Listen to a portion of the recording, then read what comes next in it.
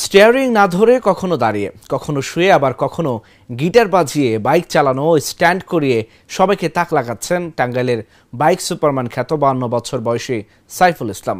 তার মোটরসাইকেল চালানো যে কারো চোখ ধাঁধাবে। ঢাকা টাঙ্গাইল মহাসড়ক সহ উপজেলার বিভিন্ন সড়কে হরহামেশাই চোখে পড়ে তার এমন মোটরসাইকেল চালানো। টাঙ্গাইল থেকে ফরমান শেখের পাঠানো তথ্য চিত্রে ডেস্ক রিপোর্ট।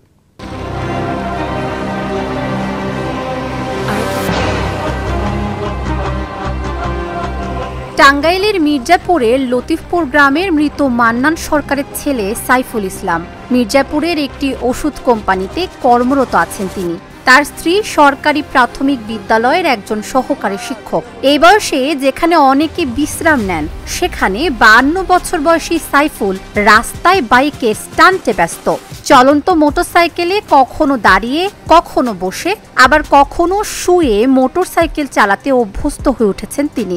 এছাড়াও স্টিয়ারিং না ধরেও দীর্ঘপথ গিটারও বাজিয়ে গানের তালে তালে মোটরসাইকেল চালাতে পারেন সাইফুল।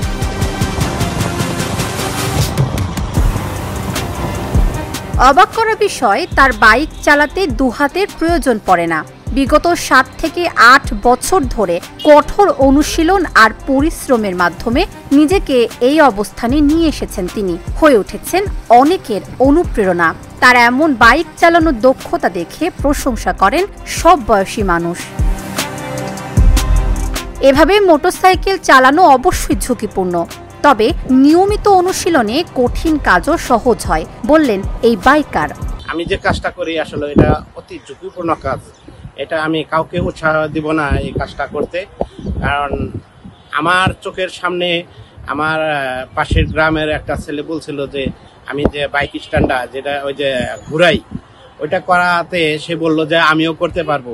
তো আমার সামনেই তার পাটা ভাঙছিল। এর জন্য আমি সবাইকে নিষেধ করি যে এই কাজটা যেন আপনারা কেউ না করেন।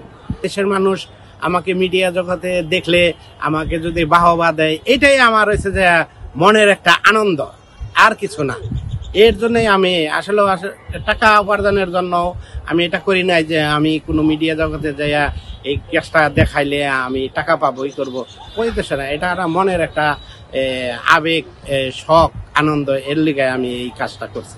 সাইফুল ইসলামের বাইক চালানো সাহসের, আত্মবিশ্বাসের আর সীমাবদ্ধতাকে জয় করার গল্প।